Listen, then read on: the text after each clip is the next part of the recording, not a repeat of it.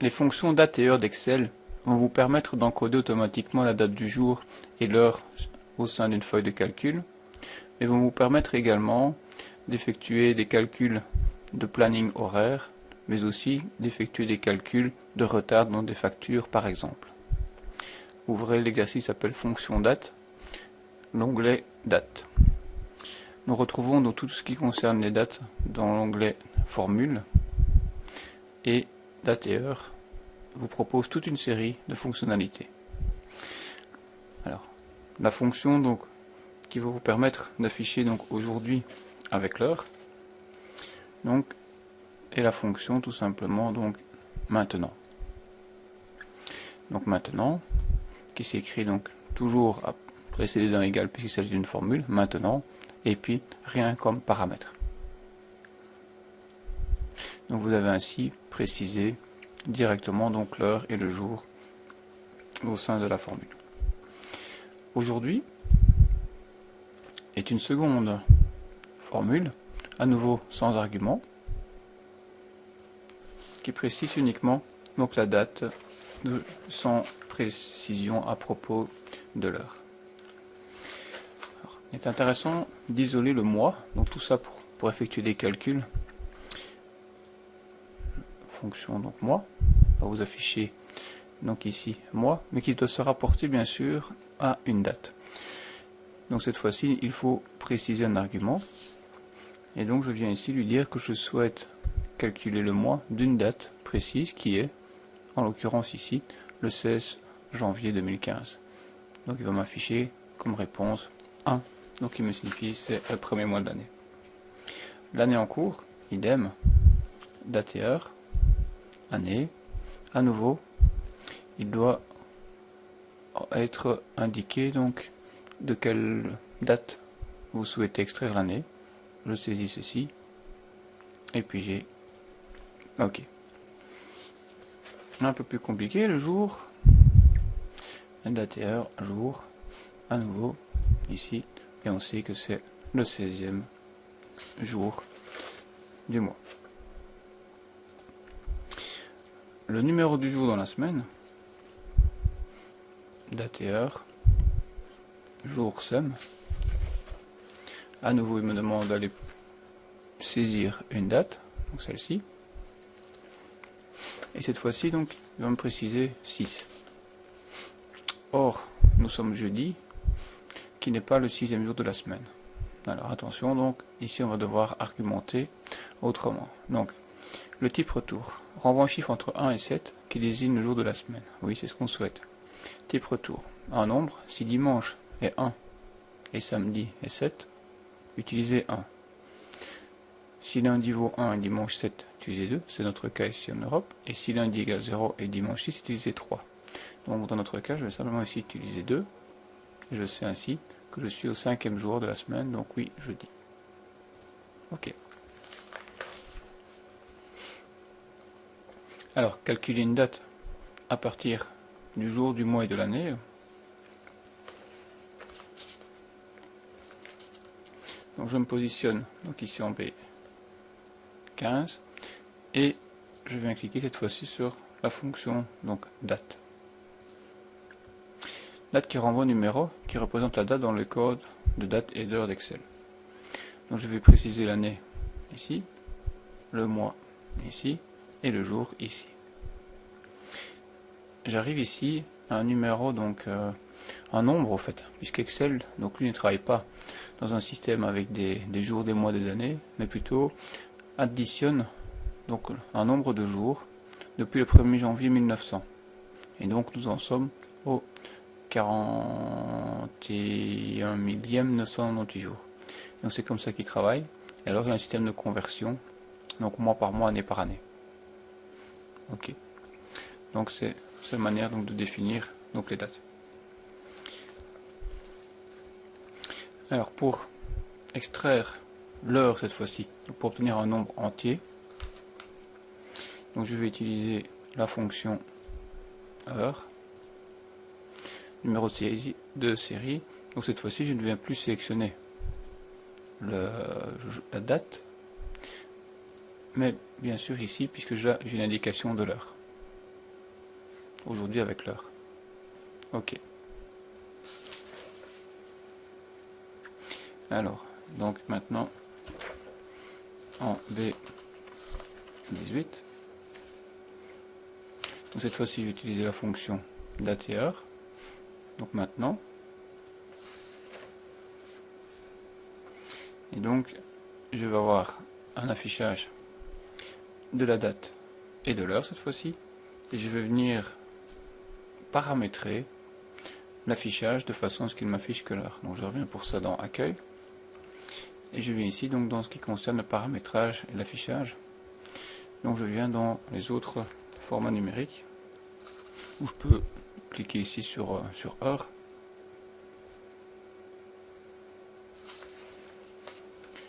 et si je souhaite donc ici dans autre format numérique, donc j'ai l'heure qui apparaît, je peux être en personnaliser, et si je souhaite donc uniquement donc l'heure, je viens ici modifier donc le type pour lui dire qu'il ne m'affiche que l'heure. Donc je suis parti pour ce faire, puisque j'aurai 21, donc comme résultat, donc dans personnaliser, donc je suis parti de l'heure, m'affiche l'heure complète, je reviens après dans autre format numérique, parce que ce qui m'intéresse c'est de personnaliser le formatage, puisque par défaut il m'affiche l'heure complète. Je viens dans personnaliser, j'ai ici des champs qui apparaissent, j'ai ici une information donc, qui est inutile donc à propos de ceci, et puis ici en dessous donc à côté, donc je peux lui dire que je ne souhaite pas afficher les heures dans un système matin après-midi. Voilà, il me conserve 21h35 et 38 secondes. Donc au fait c'est un format H2 points, on sépare par la minute présentée, donc puisqu'il y a 2 chiffres aux minutes et 2 chiffres aux secondes. Si j'efface, automatiquement il m'efface les secondes, et ici il m'efface les minutes, il me reste donc 21. Et j'ai ainsi donc l'heure actuelle. En ce qui concerne les minutes, donc je dois repasser cette fois-ci dans les formules, date et heure, minute. Je viens lui dire qu'il doit partir d'aujourd'hui avec l'heure. Ok. Et puis ici en dessous, même système, donc ah non, les secondes cette fois-ci, sinon on aurait pu aussi modifier le format horaire comme précédemment, donc pour ne conserver que les minutes, et les secondes. Donc il y a également ici une fonction qui s'appelle seconde, où on vient saisir ceci, en sachant que les secondes, elles varient effectivement donc très vite. Donc voilà, au niveau des formules donc ici donc de base. Ça c'est donc les dates. Alors en matière donc de calcul, en fait, donc il est tout à fait possible donc d'effectuer des calculs sur des dates comme on le fait sur des nombres. Imaginez qu'on ait une date de facture donc du 15 du 11 2014 et on souhaite qu'il soit indiqué automatiquement sur la facture que le règlement, donc c'est-à-dire le paiement, doit avoir lieu le 10 du mois suivant. Donc je viens donc me positionner donc ici sur la cellule B4 où je dois indiquer la réponse, et je viens donc sur date et heure, et je viens sélectionner donc date.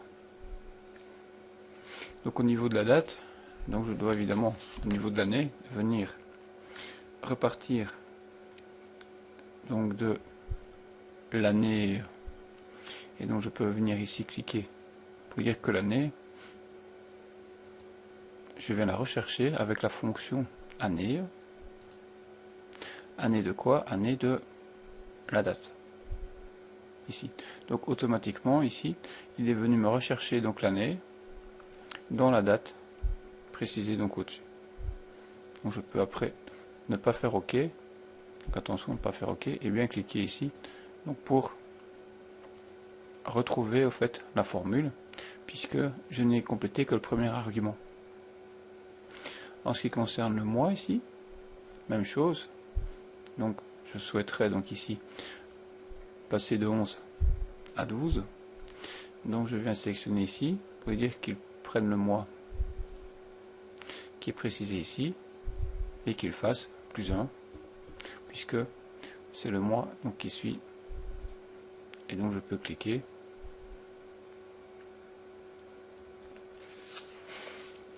Voici. Alors il nous reste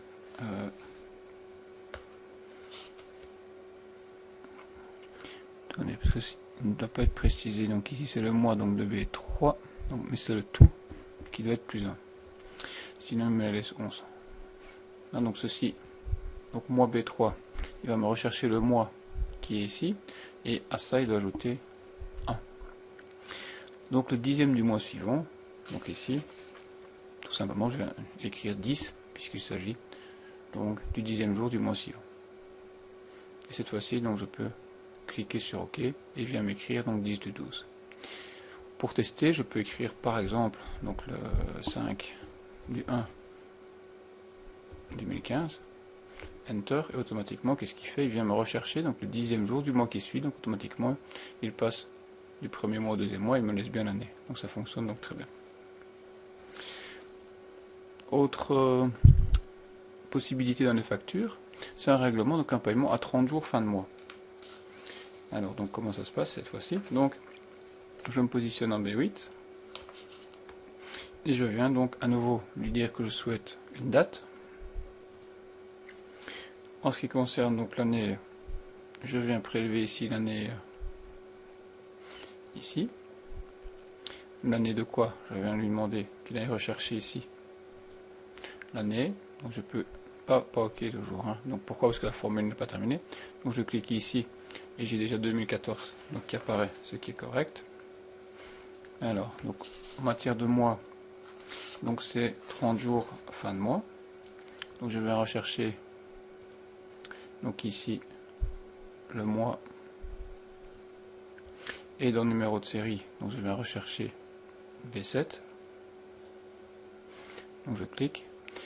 Donc j'ai le mois précédent, le mois 11. Et ici ce que je vais faire, donc c'est 30 jours fin de mois. Donc ce qu'on pourrait essayer de faire, donc c'est écrire donc plus 1 et puis 30 ici. Mais ce n'est pas tout à fait correct puisqu'il y a des mois de 31 jours et même certains de 28 comme février ou parfois 29. Donc si j'écris donc ici plus 1, donc je risque d'avoir un souci. Donc pour être tout à fait concret et correct, donc ici je vais faire donc plus 2. Donc il va ici m'indiquer donc 13. Et par contre, au niveau du jour, là on va utiliser une astuce où on va cliquer lui dire que c'est 0. Pourquoi? On va lui dire qu'on va rechercher donc dans l'année, qu'on va ajouter donc 2 mois et qu'on va prendre 0, le 0e jour du mois. Donc c'est-à-dire le dernier jour du mois précédent. Ok. Donc je peux reprendre ici un exemple pour vérifier que ça fonctionne. À nouveau le 5 du 1 2015. Ici donc il est venu voilà rechercher donc le 28 du 2 2015. Donc, je vais rééditer un petit peu ma formule, enfin où on la voit ici. Donc je souhaite une date. Alors il va rechercher donc l'année B7 2015, donc ça c'est correct. Puis il va rechercher donc le mois, donc c'est-à-dire le premier mois, auquel on ajoute 2, donc ça veut dire le mois de mars. Et on prend le 0e jour du mois de mars, donc qui signifie le dernier jour du mois précédent. Et automatiquement, donc, Excel a été repéré que en février, il n'y a que 28 jours, que 2015 n'est pas l'année bissextile, donc il vous laisse le 28 du 2. Voilà, donc la petite astuce. Alors, le dernier jour du mois, cette fois-ci, je me positionne donc en dernier jour donc d'un mois. Donc je me positionne donc ici. Alors donc en B12, je vais indiquer tout simplement le mois, la fonction d'ATR mois. Ça, on a déjà vu ça précédemment. Attendez, d'ATR mois. De ceci, oui, 11, comme plus correct. Oui. Oui, ici une erreur. Oui. Le souci est qu'on fait ça, donc il vient chaque fois réadditionner donc avec la précédente. Évidemment, ce qui est correct, c'est mois de B11. Non. Donc en B13, donc le dernier jour du mois. Donc on pourrait effectivement, donc ici, fonctionner un petit peu comme précédemment, avec date et heure. Donc ici lui dire qu'on veut cette fois-ci en B13, donc on veut date. Donc l'année, même chose, donc on va rechercher donc l'année d'ici. Je clique là, donc j'ai cette fois-ci isolé l'année. Donc le mois, ben, je lui dis ça c'est correct, B11. Et ici ce qu'on peut faire donc pour obtenir le dernier jour du mois, donc c'est faire plus 1 pour passer au mois suivant. Et puis à nouveau on met 0 pour lui dire qu'on souhaite le dernier jour du mois. Donc il tient bien compte du fait qu'on est donc en décembre qu'on est que 30 jours, donc si j'essaie avec un 12, il va me passer à 31. Donc ça fonctionne donc très bien. Une autre possibilité, donc ici je peux effacer, une autre possibilité, donc c'est d'utiliser donc fin mois. Donc ici je peux saisir, bon, on va saisir une date, hein, donc le 5 du 1 2015. Le dernier jour du mois, je peux utiliser une autre fonction qui est peut-être donc plus facile à appréhender, donc fin de mois. Quelle est la date de départ? Ben, celle-ci.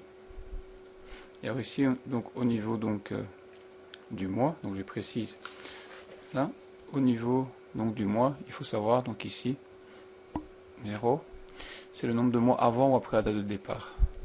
Comme je souhaite le dernier jour du mois en cours, j'écris 0. Et ici donc il m'affiche donc une date au format donc nombre, donc je viens ici changer pour dire que je veux une date courte par exemple. Donc ça c'est à ne pas oublier, parce que si on repasse au format standard aussi, n'importe quelle date au fait au format standard vous représente donc le nombre de jours depuis 1er janvier 1900. Donc date courte et ici date courte. Je peux essayer ici donc de changer, mettre le 2, automatiquement il va me repérer que c'est le 28 du 2, donc 2015.